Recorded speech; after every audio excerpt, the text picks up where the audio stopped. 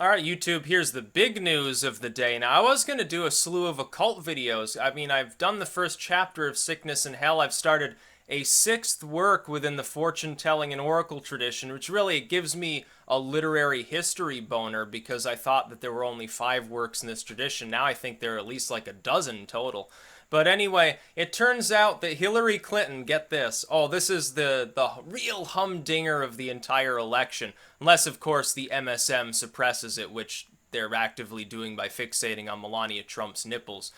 Which it's easy to do. I can understand why, like, Zhank, I've learned that the pronunciation was Zhank Zhuger or something like that. I thought it was Sank Ungir or some bullshit like that. I'm sure he's looking at Melania's tits right now, too, and having a guilt erection.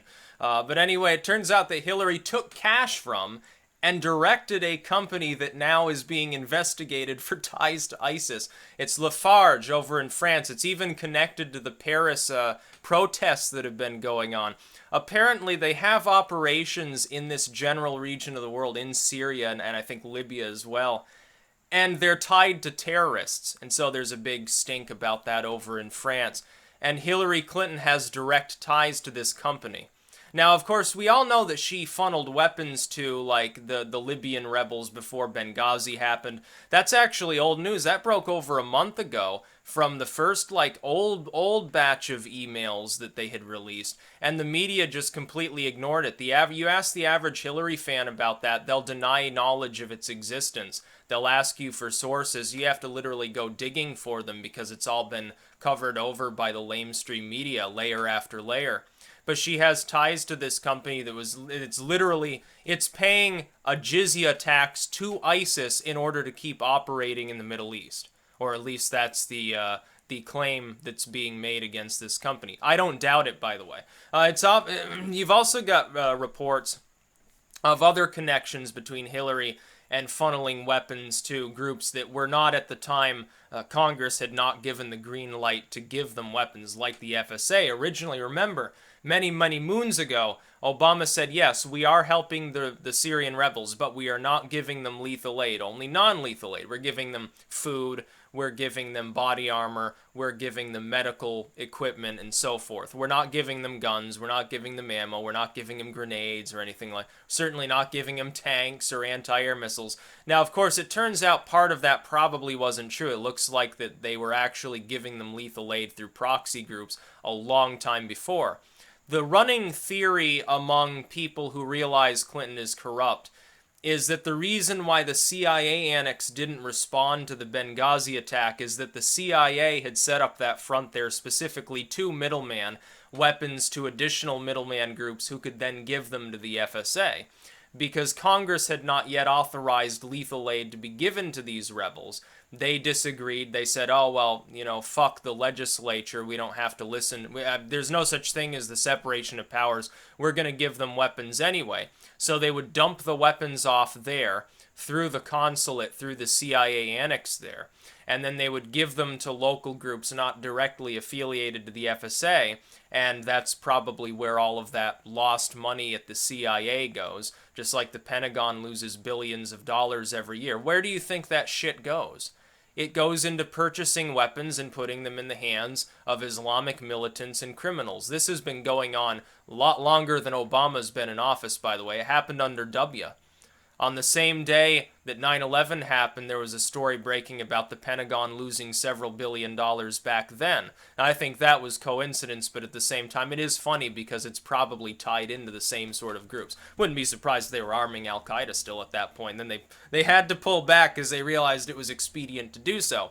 That's essentially the running theory, though, that the CIA was there for a fairly obvious reason. There's no other reason for them to have been in a flashpoint zone anyway.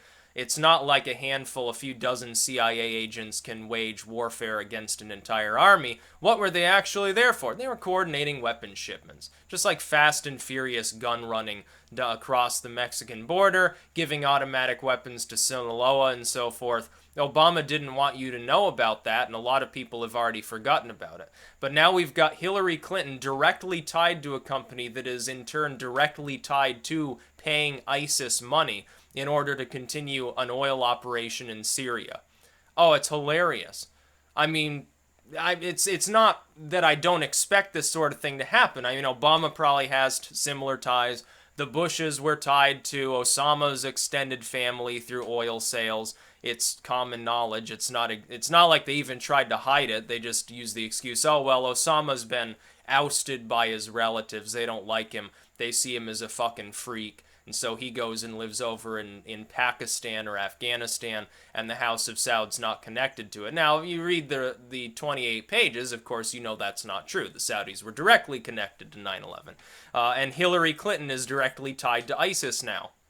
Now, I don't think this itself is the specific material that Assange promised could put Hillary Clinton in jail. I think it's, if anything, it probably has to do with campaign finance, or it has to do with slush funds at the Clinton Foundation. It has to do with the white-collar crime end, not highly illegal, quasi-treasonous weapon shipments to groups that are directly associated to ISIS. Because that's what the FSA is. When Obama says, oh, we're arming the moderate rebels, moderate rebels are just nationalists who want Sharia law. They want an Islamic Sharia state, Syria. They want to destroy Assad and have their own Sharia state. They just happen to want it to be an insular nationalistic Sharia state instead of what ISIS wants, which is an outright caliphate. They want to combine at least Syria and Iraq into one country and have a caliph that dissolves the sovereign borders of these states. The Syrian FSA, they don't really disagree on the methodology or killing civilians or deploying WMDs. All they disagree upon is where the border will be when the fighting's over. So I think that it's retarded that Obama gives them so much as one bullet. But now we've got Hillary Clinton goes a step further. She's directly involved with Lafarge, which is being actively investigated for having ties to ISIS. Now, it's not like they're actually giving ISIS money for a military purpose. They're paying them the bribe in order to not have their utilities over there in the Middle East attacked. But in effect, it's exactly the same thing. They're still paying ISIS. For Hillary Clinton to get swept up in this, that's not great news. She's a presidential candidate, and it's not like there's anybody else who can take that slot other than fucking Tim Kaine. If Hillary Clinton does, I still don't expect it, but if she got nailed to the wall by the legal system, you'd end up with Tim Kaine taking up a new running mate, probably Sanders at that point, and then they would be the ones doing it. I mean, it'd be fucking hilarious to see. The DNC, the DCCC, the Clinton campaign, they're being completely ripped apart by all of these connections that they have to unscrupulous acts. And this is something that the Lamestream Media, you're not going to see it reported on in MSNBC or CNN. And if they were, it would be very brief. It wouldn't be in a primetime slot, and they would immediately spin it in a dozen different directions, saying, oh, well, this is just an allegation. It's not, it's probably not true. It's just a vast right-wing conspiracy. So a lot of, like, Hillary's partisan fans will never actually hear this. What helps is that the younger voters that are very politically active, not necessarily they don't vote at higher levels, but they're much more politically active in general, get their news primarily from the internet, from decentralized sources. They're getting it from here, or they're getting it from maybe an overseas source like RT or BBC, something that's not beholden to the US political system as directly, or they're getting it from any of 1,000 other YouTubers that speak of politics, or they're getting it from like an underground, like a Facebook page or a blog or something like that. So it has a much greater impact when something like this breaks. This is the disadvantage Hillary has with the fact that she is a liar. She is scandal-addled. Those things don't need to be reported on by the Lamestream Media to affect the youngest, most politically active voting bloc anymore. With the baby boomers entering old age, they're still glued to their TVs, and also they're leaning towards the Republicans now anyway, so the Republicans don't worry about them. The Gen Xers are kind of even Stevens. It's like 50-50 there. A lot of them are independents voting for third parties, and they're starting to embrace the internet too. Then with the millennials, the youngest my generation and people even younger, it's like 99% of us primarily are getting our info from the internet, not from TV. So CNN, MSNBC, they can't really cover these scandals up anymore. Unfortunately for them, this youngest voting bloc typically is the most liberal, and yet in this election is growing more and more and more independent. Doesn't necessarily mean right-wing, it just means they're not affiliated anymore with Democratic partisanship, which is terrible for Hillary. This is one of the major reasons I give her such a disadvantage. The youngest most critical voting bloc for the entire Democratic Party. They need to get out the youth vote to win anything in an election. They have not given the youth a reason to be energized enough to actually have high turnout, and they're in fact pissing them off because they're getting their information from an internet that has become hostile towards Hillary Clinton.